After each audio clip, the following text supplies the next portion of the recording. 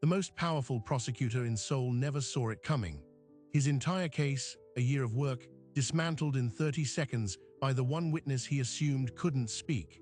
She took the stand, adjusted her glasses, and addressed the court in fluent, perfect Korean. And with every word, a man who boasted a 99% conviction rate watched his most famous trial collapse. This is the story of Amara Johnson, a former fraud investigator from Chicago, and prosecutor Park Min-ho, a man who built his career on never being surprised. Her testimony didn't just expose a crime. It exposed a flaw in a system where 99% of cases end in conviction, and where the truth depends entirely on who the court believes is worth listening to. So how did a foreign consultant, hired to be invisible, become the only person who could see the whole picture? Amara Johnson arrived in Seoul in early March, hired as a temporary consultant for one of Korea's largest conglomerates, the Sihin Group. Her contract was clear: audit their international procurement division for compliance, write a report, collect her fee, and leave.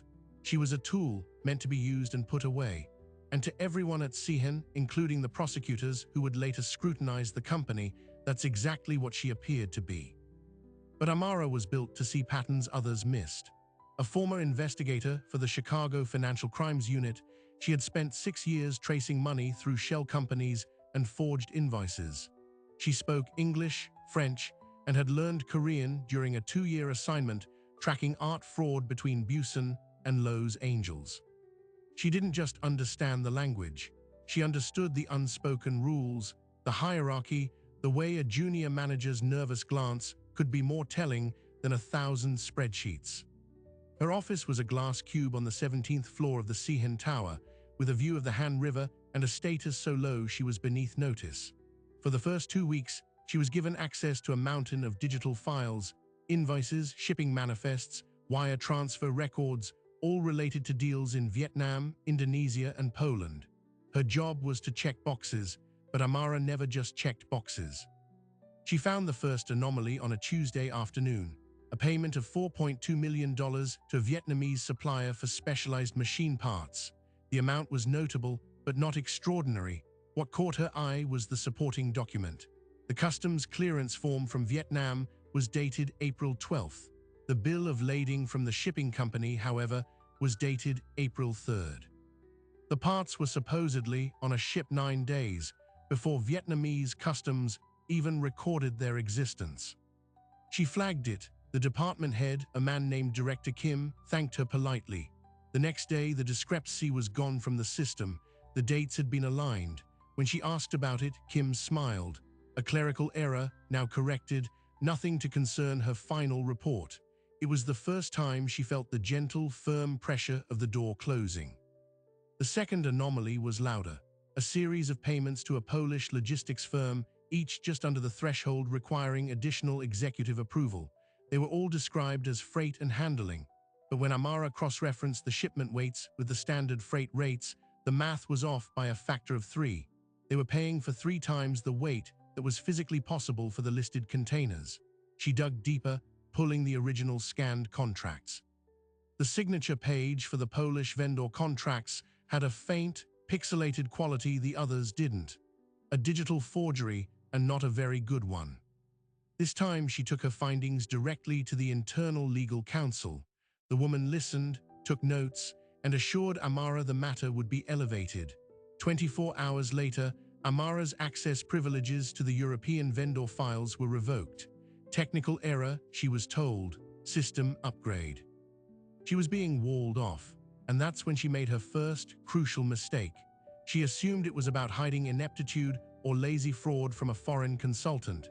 She didn't yet understand it was about hiding something from the Seoul Central District Prosecutor's office, which had already opened a secret investigation into Sihin's chairman for embezzlement and breach of trust. Prosecutor Park Min-ho was leading that investigation. At 44, he was a rising star, known for his meticulous, document-heavy cases. He didn't rely on witnesses who could crack under pressure. He built fortresses of paper. He had been compiling evidence against Chairman Lee for 8 months, focusing on a complex scheme of overseas kickbacks. He believed he had the case contained, understood, and ready for a very public trial. Park and his team had collected Sihin's financial records through subpoenas. They had the same invoices Amara was reviewing, and they had already certified them as authentic, entering them into the official evidence log. To Park, the paper trail was pristine. He never considered that a temporary foreign auditor sitting in a cubicle he didn't know existed was finding cracks in that very foundation. Amara, now suspicious, began working offline. She saved copies of everything to a secure drive. She started mapping connections, creating her own private ledger of discrepancies. The pattern that emerged wasn't of simple theft. It was a mirror scheme. Someone was using the fake overseas invoices to siphon money out, yes. But the same inflated costs were being used to justify massive price hikes on Sihan's government contracts here in Korea, contracts for public infrastructure, for subway line expansions, for national defense components. The fraud wasn't just bleeding the company. It was inflating costs for the entire country, with the stolen money vanishing into a network of shell companies she traced to Singapore and the British Virgin Islands. She identified 3 key Sihan executives orchestrating the flow, and then she found the 4th node, the one that didn't fit. Irregular payments that didn't cycle back to the executives' pockets, but to a domestic consulting firm with no website, no clients, and a registered address that was a virtual office. When she searched the firm's sole director, she found a different name linked in the business registry, the brother-in-law of a senior member of the National Policy Committee. The same committee that oversaw the budget for those very government contracts. This wasn't just corporate fraud, it was political corruption on a grand scale, and the paper trail she was looking at connected the Sihan executives to a powerful family in the National Assembly. The case Prosecutor Park was so proud of, the case that was about to make his career, was only the tip of the iceberg, and it was designed that way. The embezzlement he'd found was the sacrificial lamb, meant to be discovered and prosecuted, while the real, systemic corruption remained protected. Amara knew she had to report this, but to whom? The company's legal counsel was compromised. Going to the Korean police felt naive. And then she read a news article about the brilliant prosecutor Park Min-ho and his upcoming landmark case against Sihan. He seemed like the obvious answer, the one honest man in the right position. She drafted a meticulous, 20-page summary in Korean detailing her findings with copies of the key falsified documents. She sent it through the official online portal for the Seoul Central District Prosecutor's Office, addressed to Park's attention. She waited. A week later, 2 men in suits visited her at her apartment. They weren't police. They showed badges from the Financial Investigations Bureau. They were polite, professional. They thanked her for her diligence, took a copy of her report, and assured her the matter was being integrated into the larger prosecution. They told her she had done her civic duty and that for her safety, given the powerful people involved, she should consider her work complete. They strongly suggested she not speak of it to anyone. Relieved, Amara prepared to return to Chicago. Her contract was ending. She believed the system was working. That was her second mistake. 2 days before her flight, Prosecutor Park Min-ho held a major press conference.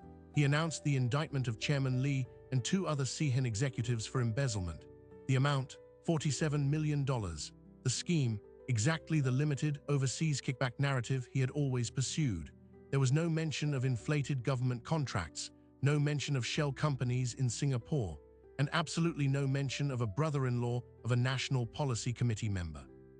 Amara's report, her evidence, her entire discovery, it had vanished. It had been removed, not added. The case had been surgically trimmed to its politically safe dimensions. Sitting in her apartment, watching Park on television, Amara felt a cold clarity. The prosecutors hadn't used her information. They had contained it. The men who visited her hadn't been from a bureau investigating the crime. They were from a bureau containing the scandal. She wasn't a witness. She was a loose end. She changed her flight, moving it up.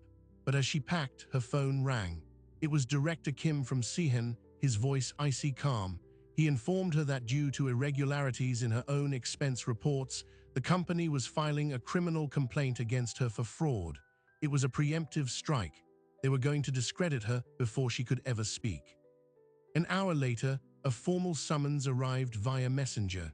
She was to appear before the Seoul Central District Court in 1 week as a defendant.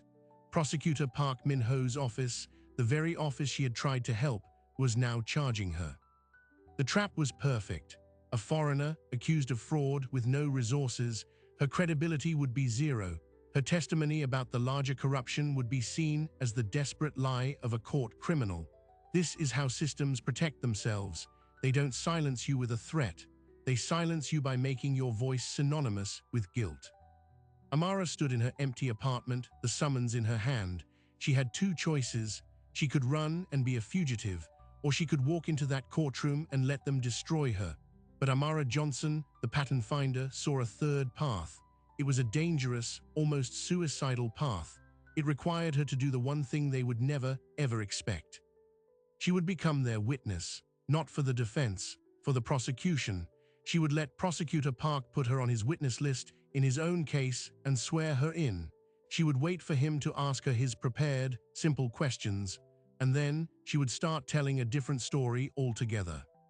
The trial of Chairman Lee began on a rainy Monday in the Seoul Central District Court. The gallery was packed with reporters, the air thick with the hum of anticipation. Prosecutor Park Min-ho entered with the calm assurance of a man walking into his own victory party, and in the back of the room, dressed in a simple beige dress, Amara Johnson waited for her name to be called. She was about to give Park the testimony he wanted.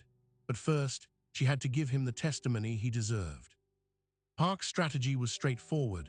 He would present his $47 million embezzlement case, clean and focused. He would call Amara as a minor witness, a foreign consultant who had audited some of the relevant divisions. She would confirm the existence of the fraudulent invoices he had already entered into evidence, adding a veneer of independent verification. Then he would sit down. The entire exchange was scripted to last 6 minutes. He had given her the questions the night before. Her answers were pre-approved. What Park didn't know was that Amara had spent the previous 72 hours in a state of focused preparation. She wasn't rehearsing her lines. She was mapping the courtroom. She identified the 3 judges. She noted the court reporter's position. She studied the public gallery, spotting the 2 Seehan executives she had implicated, sitting confidently in the second row. She saw the brother-in-law of the assemblyman, a man she knew only from a corporate registry photo, sitting quietly in the corner. The conspiracy was here, watching, believing itself safe. The first 2 days of the trial were a procedural march. Park presented his evidence binders, each document stamped and logged. He called forensic accountants who explained the flow of funds to shell companies in Hong Kong. It was impressive, methodical, and as Amara knew, completely incomplete. It was like prosecuting a bank robber for stealing the welcome mat while ignoring the vault he'd emptied. On the morning of the 3rd day, Amara was called. The bailiff announced, "The prosecution calls Amara Johnson." A murmur went through the gallery, a foreign witness. Park stood, adjusting his cufflinks, a slight smile on his face. This was the final piece of his puzzle. Amara walked to the stand. She placed her hand on the Bible and swore to tell the truth. Park began with the soft, almost paternal tone he used for non-threatening witnesses. "Ms. Johnson, please state your occupation and your relationship to the Seehan Group." "I was hired as a temporary compliance consultant for the International Procurement Division from March 3rd to April 28th of this year." Her voice was clear, her Korean fluent, but with a slight American accent. Park had expected to use an interpreter. He paused, thrown off for a second, then continued. "And during your audit, did you encounter the series of invoices from the Vietnamese supplier Dong Phuong Industries?" "I did." "And can you identify this document?" He handed her a printed invoice. Amara looked at it. "This is one of them, yes." "And were these invoices, in your professional opinion, legitimate?" This was the moment. The script called for her to say, "They appeared irregular and I flagged them for review." A safe, supportive answer. Amara looked from the document to Park, then to the judges. "No, they were not legitimate." Park nodded, expecting this. "And why is that?" "Because the goods they describe were never shipped," Amara said. "The customs forms were forged. The bill of lading numbers correspond to a ship that was in dry dock for repairs at the time. The entire transaction was a fiction." Park's smile tightened slightly. She was going a bit off script, adding colorful detail, but it was still helpful. So you agree the invoices were part of a fraudulent scheme? I do, Amara said, but the scheme you're describing, prosecutor, is the wrong one. The air in the courtroom changed. It became very still. Park's eyes flickered. Please clarify, he said, his voice losing its warmth. The fraud wasn't just creating fake invoices to steal from Sehen, Amara said, speaking slowly, deliberately, ensuring every word was captured by the microphones and the silent, stunned court reporter. The fraud was using those same fake invoices to justify inflating the cost of real, government-funded projects here in Korea. The $47 million you're prosecuting is the seed money. The total loss to the public, through inflated contracts for the Jinju subway extension and the new naval patrol vessels, is closer to $400 million. A collective gasp swept the gallery. One of the judges leaned forward. Chairman Lee, the defendant, looked utterly confused. The two executives in the second row had gone pale. Prosecutor Park stood frozen at his podium. This was not in the binder. This was not in any of his interviews. This was a bomb detonating in the center of his meticulously constructed case. Ms. Johnson, he said, struggling to regain control, that is a dramatic claim and one wholly outside the scope of this trial. It is the heart of the trial, Amara replied calmly, because the people who designed this scheme knew you would find the $47 million. They needed you to find it. It was the sacrifice to protect the $400 million and to protect the government official who authorized the inflated contracts in exchange for a share of the profits. The main judge, Chief Judge Han, spoke for the first time. Witness, you are making extremely serious allegations. Do you have evidence to support this? I do, Your Honor, Amara said. She reached into the folder she had brought with her. Park's eyes widened. He had told her not to bring any documents. With the court's permission, I have compiled a summary report with supporting documents. I submitted this same report to the Seoul Central District Prosecutor's Office 6 weeks ago. It appears it was not included in the evidence for this case. The silence that followed was absolute. You could hear the rustle of a reporter's notepad. Park's face was a mask of shock and dawning horror. He had received her report. He had been told it was the ramblings of a foreigner trying to complicate a clear case. He had ordered it set aside. Judge Han motioned for the bailiff. Amara handed over her folder. The judge opened it, his eyes scanning the first page. The room waited. Prosecutor Park, Judge Han said, his voice low and dangerous. Did your office receive this report? Park was trapped. If he said no, he was lying under oath. If he said yes, he was admitting he had suppressed evidence. He chose a third path. Your Honor, we received a wide array of tips and information. This particular material was deemed not relevant to the core embezzlement charge. Not relevant, Judge Han repeated. It alleges a conspiracy an order of magnitude larger than the one you are prosecuting. It names additional conspirators. It suggests a motive entirely different from the one in your indictment. Bailiff, make copies for the defense and the panel. We will take a 30-minute recess. As the judges stood and left the bench, the courtroom erupted. Reporters sprinted for the doors. The two Sehen executives fled the gallery. Prosecutor Park did not move. He stared at Amara, who met his gaze evenly from the witness stand. In that moment, he understood. She hadn't come to support his case. She had come to hijack it. In his office during the recess, Park faced a mutiny. His junior prosecutors were frantic. We have to call for a mistrial, one said. She's poisoned the jury. There is no jury, Park snapped. This is a bench trial. The judges are now the jury, and they just saw us get blindsided by a witness we called. He felt the foundations of his career cracking beneath him. His arrogance had been his vulnerability. He had been so sure of his narrative that he had willingly brought the one person who could destroy it into the heart of his case. Meanwhile, in a witness-holding room, Amara was surrounded by court officials. A young, idealistic assistant prosecutor, Lee Soo-jin, who had always been uneasy about the narrow scope of the case, brought her a cup of tea. They are going to come for you now, Lee whispered. Park will try to discredit you. They will say you are lying to get out of your own fraud charges. I know, Amara said. Why did you do it this way? Lee asked. You could have leaked it to the press. And be just another foreigner making wild claims. Amara shook her head. This way, it's on the record, under oath, in a courtroom. They can't pretend they didn't hear it. When the trial reconvened, the atmosphere was electric. Prosecutor Park had composed himself. His strategy had shifted entirely. No longer was Amara a friendly witness. She was the enemy. Ms. Johnson, he began, his voice cold as steel. You are currently under investigation for fraud, are you not? For falsifying your own expense reports at Sehan.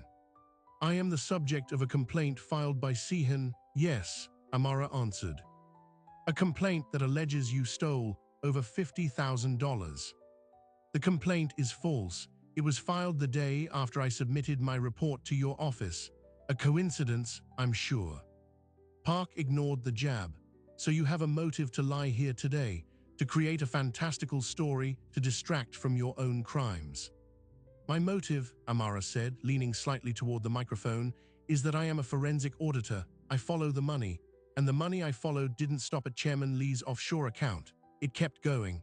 It went to a company called Dehan Strategic Consulting. She turned to the judges. I have the bank transfer records, which I obtained legally during my audit. They show monthly payments from Sehan's slush fund to Dehan Consulting. The sole director of Dehan Consulting is Kang Seung-woo. He is the brother-in-law of National Policy Committee member, Representative Kim Yi-won. The name landed like a thunderclap. Representative Kim was a powerful third-term lawmaker known for his oversight of the national infrastructure budget. The judges looked at each other, a silent communication passing between them. This was no longer a corporate fraud case. It was a political earthquake. Park realized he was losing control of the courtroom entirely. He had to retreat. Your Honor, this witness is introducing entirely new, unsubstantiated allegations that are prejudicial and well outside the... Judge Han cut him off. The witness has provided documentation that appears to connect the defendant's case to potential public corruption. This court has a duty to investigate credible allegations that speak to a larger pattern of criminality. Prosecutor Park, your office will be given 48 hours to review this new material and decide whether to expand its indictment or not. If you choose not to, the court will consider appointing a special prosecutor to do so. It was a judicial ultimatum and a public humiliation for Park. The message was clear: clean up your own mess, or we will find someone who will. That night the story was everywhere. Bombshell testimony in Sehan trial. Foreign auditor alters massive corruption scheme. Prosecutor's office under fire. Park's phone rang incessantly. The calls were from superiors, from politicians, from journalists. The safe, career-making case had become a career-ending scandal. And in a quiet, high-end restaurant, the two Sehan executives and the brother-in-law, Kang Seung-woo, met in a private room. The mood was panic. She has the transfer records, one executive said. If Park is forced to investigate Dehan Consulting, he'll find the link to Representative Kim. We have to stop her, Kang said, his voice low. Discredit her, make her disappear, I don't care how.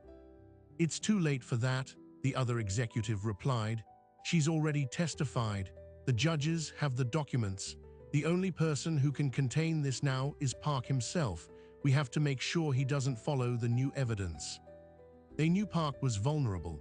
He was proud, ambitious, and now terrified of being seen as incompetent or worse, complicit.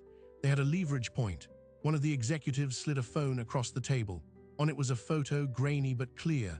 It showed Park 2 years earlier, accepting an expensive bottle of whiskey from a known lobbyist at a charity golf event. A minor ethics violation, but enough to destroy his credibility if released now. Send it to him, Kang said, with a message: stick to the original case. The country thanks you for your service. Prosecutor Park Min-ho stared at the photo on his phone until the screen went black. The threat was clear: proceed with the original, limited case or be destroyed. But as he sat in his darkened office, a colder, more terrifying realization dawned. The blackmail wasn't just a warning from the criminals. It was a signal from inside his own world. They knew which lever to pull because they had helped design the machine. He didn't sleep. By sunrise, he had made his decision. He would not be intimidated, but he also wouldn't be reckless. He called Assistant Prosecutor Lee Soo-jin into his office. Lee was young, but she had shown integrity in the courtroom. More importantly, she had access to systems he could no longer trust. "I need you to open a parallel investigation," Park told her, his voice gravelly with fatigue. "Use the witnesses' documents as your starting point. Focus on Daehin Consulting and the connection to Representative Kim, but you report only to me. You use a clean server. You tell no one, not even the section chief." Lee understood the magnitude of what he was asking. He was creating a secret investigation inside his own office. She nodded. "And the court's 48-hour deadline." "I will ask for an extension based on the complexity of the new evidence," Park said. "It will look like I'm stalling. Let it." As Lee left to begin her clandestine work, Park prepared to walk back into the storm. He would publicly accept the new evidence, pledge a full investigation, and play for time. It was a dangerous gamble. He was now opposing forces that had just proven they could reach into his personal life. Meanwhile, Amara was transferred to a safe house, a nondescript apartment in a quiet neighborhood, guarded by 2 officers from a different police precinct. She was a material witness now and a target. The young officer assigned to stay with her, Officer Kim, was stern but kind. He brought her textbooks to study Korean law, an oddly thoughtful gesture. It was Officer Kim who, on the second night, hesitantly showed her something on his laptop. "You should see this," he said. It was a clip from a popular current affairs podcast. The host, a well-known commentator, was discussing her testimony. While the foreign auditor's claims are dramatic, the host said, "We must ask why this information only emerged when she herself faced fraud charges. This is a classic distraction tactic. Our prosecutors are among the best in the world." If there was a larger conspiracy, Prosecutor Park would have found it. The comment section was a flood of nationalist sentiment and suspicion. "She's trying to smear our country. Why is a foreigner meddling in our courts?" The narrative was being shaped, and it was turning against her. Her credibility was being systematically dismantled in the court of public opinion, which she knew could influence the court of law. The next morning, Park stood before the judges and requested a 2-week extension to investigate the new allegations. He was met with skepticism, but it was granted. As he left the courthouse, a senior official from the Ministry of Justice was waiting for him in a black sedan. The message was delivered politely over tea. "The minister is watching this case with great interest. He believes in your abilities, Prosecutor Park. He also believes that sometimes the most patriotic thing a prosecutor can do is deliver a clean, swift verdict on the crime at hand, and not let a case spiral into unproductive chaos that damages international confidence." It was not a threat, it was worse. It was guidance, a suggestion from the highest levels of the legal system to let the bigger fish go. That evening, Lee Soo-jin came to Park's office, her face pale. "Sir, I started tracing the money from Daehin to Daehin Consulting. The bank records are there, just as Johnson said. But when I tried to pull the incorporation documents for Daehin from the Supreme Court registry, my access was denied. A flag was placed on the file. The reason cited was national security pretext." She took a breath. "Someone with high-level judicial or government authority has locked it down." Park felt the walls closing in. The corruption wasn't just in a company or a single lawmaker. It had roots in the very institutions meant to investigate it. Then Lee revealed the second, more disturbing find. "I did a background check on Kang Seung-woo, the brother-in-law. He has no background in consulting, but he does have a history. He was investigated 8 years ago for bribery in a land deal case. The investigation was led by the Seoul Central District Prosecutor's Office. It was closed due to lack of evidence. The junior prosecutor who signed off on closing that case," she looked at Park. "It was you, sir." Park's blood ran cold. He remembered the case, vaguely. It had been a minor file on his desk during his first year. The evidence had been thin, the witness unreliable. He had recommended closure. It had been routine. Now he saw the trap with horrifying clarity. His past, innocent decision was being weaponized. If he pursued Kang now, it would look like he was either covering up his own past failure or worse, that he had been in Kang's pocket all along. The system wasn't just protecting itself, it was framing him as part of the problem. 3 days later, the counterattack went public. A major newspaper ran a front-page story with the headline, "Prosecutor in Spotlight, Past Decisions Raise Questions." The article meticulously detailed Park's closure of the Kang Seung-woo bribery case 8 years prior. It didn't outright accuse him of corruption. It just asked pointed questions about his judgment and consistency. The implication was enough. Park's own office was now buzzing with rumors. His subordinates looked at him differently. The unified front was shattered. He was isolated. And then the final blow fell. Lee Soo-jin didn't come to work. She didn't answer her phone. Worried, Park went to her apartment. The door was ajar. Inside, it was tidy, but her work laptop was gone. Her notes were gone. On her kitchen table was a single blank sheet of paper, and paperclipped to it was a familiar, grainy photograph, the one of him accepting the bottle of whiskey. They had taken his investigator, and they had left him a message: "We can make anyone disappear." Panicked, Park drove straight to the safe house. He had to warn Amara. When he arrived, the 2 guards were gone. The door was unlocked. The apartment was empty. Amara's few belongings were still there, but she was not. On the table, next to a half-finished Korean workbook, was a note written in her handwriting. It said, "They came for me. Officer Kim helped them. I'm sorry." Officer Kim, the kind officer who brought her textbooks, he was one of them. Park stood in the silent, empty apartment.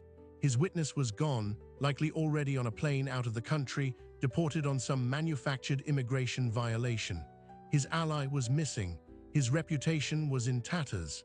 The case was collapsing. He had played by the rules, and the rules had been used to dismantle him piece by piece. He drove back to his office, a shell of the man he was a week before. He expected to find a dismissal order on his desk. Instead, he found a single visitor waiting for him. It was Amara Johnson. She was sitting in his chair, her expression grim. "They tried to put me on a plane to Manila," she said. "Officer Kim had new papers, a deportation order. He said it was for my own safety. I believed him until we got to the airport, and he handed me off to a man who wasn't a police officer. The man had a private jet ticket. One way, that's when I ran." "How did you get away?" Park asked, stunned. "Used the one thing they didn't expect," she said. "I asked a Korean grandmother for help. At the airport, I saw a family seeing off their elderly mother. I walked up to her, grabbed her arm, and started speaking in Korean fast. I told her men were trying to kidnap me and please pretend I'm your granddaughter. She looked at me, looked at the men chasing me, and without a word, she hooked her arm in mine and started yelling at her son about forgetting her bag. She created a scene. The men melted into the crowd. Her family hid me in their van and drove me here. It was a moment of breathtaking, ordinary courage that cut through the sophisticated corruption like a knife. The system had failed, but a stranger had not. Amara stood up. "They have Assistant Prosecutor Lee. They have my documents. They have the narrative. They have you in a box. We have one thing left." "What?" Park asked, his voice hollow. "The truth isn't in a document they can lock or a witness they can silence," Amara said. "It's in the pattern, and the pattern is in the public record. The inflated government contracts are a matter of public budget filings. The link between those contracts and Sihen is in procurement announcements. The payments to Dehan Consulting are in the bank records I already gave you, which they can't erase from the international banking servers. We don't need to break into their system. We just need to connect the dots they think are invisible because they're hiding in plain sight." She laid out a new plan, a desperate, public, and technically legal Hail Mary. They would not fight the suppression in the shadows. They would bypass it entirely. They would take the pattern, the whole story, and give it directly to the one body that could not be ignored by the judges, the prosecutors, or the ministry. "We are going to give it to the people," Amara said, "and we're going to do it from inside the courtroom during your closing arguments." The final day of the trial arrived. The air in the Seoul Central District Court was so thick with tension it felt difficult to breathe. Prosecutor Park Min-ho stood at his podium, his notes in hand, but they weren't the notes he was expected to read. They were the notes Amara Johnson had helped him write, mapping a conspiracy hidden in plain sight. He wasn't here to close his case. He was here to open a new one in front of the entire nation. The public gallery was overflowing. Every major news outlet was there. In the front row, Representative Kim Yi-won sat with a placid, confident expression. The two Sihin executives were absent. They had fled the country the night before. Kang Seung-woo, the brother-in-law, was also missing. Their absence was a confession written in empty seats. Chief Judge Han called the court to order. Prosecutor Park, you may begin your closing arguments. Park adjusted his microphone. He looked at the judges, then at Chairman Lee in the defendant's box, then at the gallery. He took a deep breath. Your Honors, for 8 months, my office has prosecuted a case of embezzlement. We have presented evidence that Chairman Lee and his co-conspirators stole $47 million from the Sihin Group. The evidence for that crime is solid, and I stand by it. He paused, letting the expected words hang in the air. But to stop, there would be a dereliction of duty, because this trial has revealed that the $47 million was not the crime. It was the cost of doing business for a much larger crime. The defense attorney shot to his feet. Objection. The prosecution is introducing new, unproven allegations in his closing. Judge Han held up a hand. Overruled. The witness testimony and documentation are already part of the record. Prosecutor Park may argue their relevance. Continue. Park nodded. He clicked a small remote. A screen behind the judges lit up. It did not show the complex financial charts from his original case. It showed two simple, side-by-side lists. On the left, Park said, his voice gaining strength, are the publicly announced budget allocations for 5 major national infrastructure projects from the past 3 years: the Jinju subway extension, the new naval patrol vessels, the national broadband network upgrade. The total budget, as approved by the National Policy Committee, was $1.2 billion. He pointed to the right side of the screen. On the right are the actual procurement costs paid to the primary contractor, the Sihin Group, for those same projects. The total is $1.6 billion, a $400 million difference. A murmur rippled through the courtroom. Park clicked again. A flowchart appeared. This difference was justified internally by inflated costs for specialized parts and international logistics. The evidence for those inflated costs is the very fake invoices at the heart of my original embezzlement case. The prosecution initially believed those invoices were created to steal from Sihin. We were wrong. They were created to defraud the public. The $47 million stolen by the defendants was their personal cut for managing the scheme. He clicked again.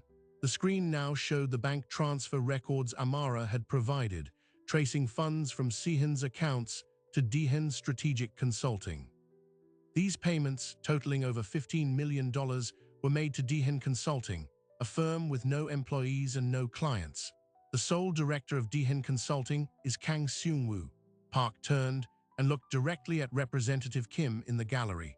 Who is the brother-in-law of the chairman of the National Policy Committee, Representative Kim Yi-won, the very committee that approved the inflated budgets? The courtroom erupted, cameras flashed, reporters scrambled. Representative Kim's face was a stone mask. Judge Han hammered his gavel. Order, order in the court. When the room quieted, Park delivered his final blow. Your Honors, this is not speculation. These are public budget records, corporate registries, and banking data. They form a pattern of systemic corruption that steals from every citizen of this country. My office failed to see this pattern. We were misled, and we misled this court. For that, I apologize. But the evidence is now before you. You can convict Chairman Lee for the $47 million theft. Or you can acknowledge that you are seeing only the smallest piece of a $400 million crime and demand a full investigation into where the rest of the money went and who authorized its theft. He sat down. The silence was absolute. It was the most unorthodox, dangerous closing argument in modern Korean legal history. A prosecutor had just argued that his own case was too small. The defense attorney, flustered, gave a short, perfunctory closing, arguing that the new allegations were irrelevant to his client. The judges then retreated to deliberate. They returned in 3 hours. Chief Judge Han read the verdict. This court finds the defendant, Chairman Lee, guilty of embezzlement and breach of trust as charged. He paused, and the room waited. However, the court also finds that the evidence presented suggests a far larger pattern of fraud with profound implications for public governance. The court cannot, in good conscience, ignore this. Therefore, we are suspending sentencing for 30 days. We are hereby issuing a judicial order for the immediate appointment of a special prosecutor, independent of the Seoul Central District Prosecutor's Office, to investigate all allegations related to inflated public contracts, the flow of funds to Daehan Consulting, and any related political corruption. This order is effective immediately. It was a historic, unprecedented move. The judges had used their authority to effectively put the entire government procurement system on trial. The fallout was instantaneous and volcanic. Within hours, Representative Kim held a press conference denying all knowledge and calling the allegations a political smear. It was too late. The public, seeing the simple math of $400 million, was enraged. Online petitions demanding a special prosecutor gathered millions of signatures in a day. The National Assembly, under overwhelming pressure, voted to appoint a special prosecutor. A respected former judge, known for his integrity, was selected. His team moved with shocking speed, armed with the judicial order and the public mandate.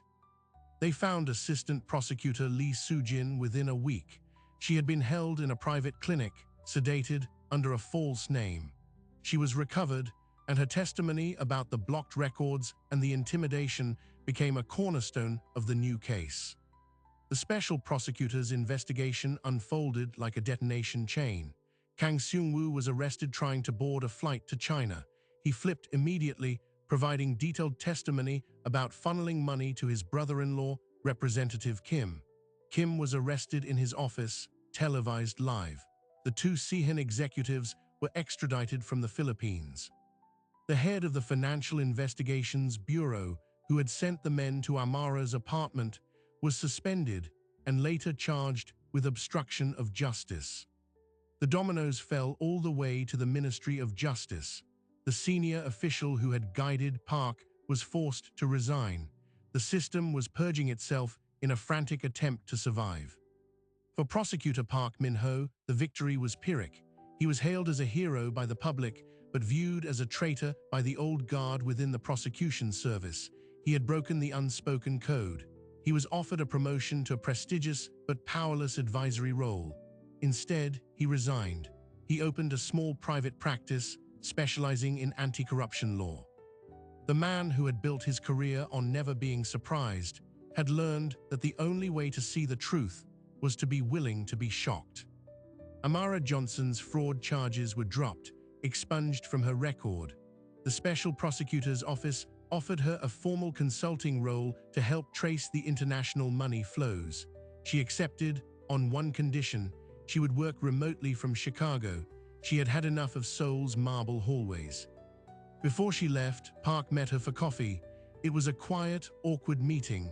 There was no romantic spark, only a deep, abiding respect forged in a shared furnace. "You saved my soul," Park said, stirring his coffee, "and destroyed my career." "You saved your own soul," Amara replied, "and you helped save a lot of taxpayer money. I'd call that a promotion." He almost smiled. "What will you do now?" "Go home, see my family, then maybe write a book. How to Topple a Government in 30 Seconds of Testimony. It has a ring." They parted with a handshake that lingered. Two warriors from different worlds who had met in a broken place and managed to fix one small part of it. The final, surprising detail emerged a month later, during the special prosecutor's final press conference. When asked how they managed to break the case so quickly, the special prosecutor praised the initial evidence provided by Amara Johnson. Then he added, almost as an aside, "Our investigation also uncovered that the original car accident that paralyzed the mother in a related case we examined, which we believed was connected to a trust scheme, was indeed caused by faulty brakes. A maintenance check had been cancelled by a junior clerk at the request of a law firm. That law firm was Yun and Associates. It was the firm owned by Sarah's family."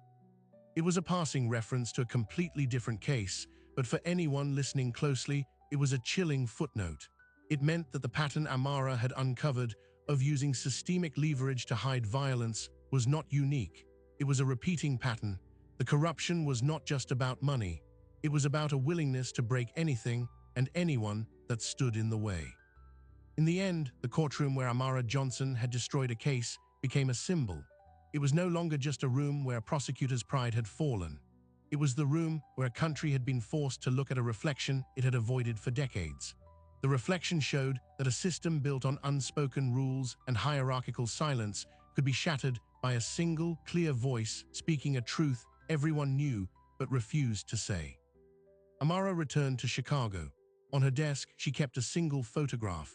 It was a blurry press photo of the courtroom on the day of her testimony. In it, Prosecutor Park was frozen, his hand mid-gesture, a look of stunned realization on his face. And in the witness box, she was looking not at him, but at the judges, her mouth open, speaking. The caption on the back, written in Korean by Officer Kim before his betrayal, read, "The moment the silence ended."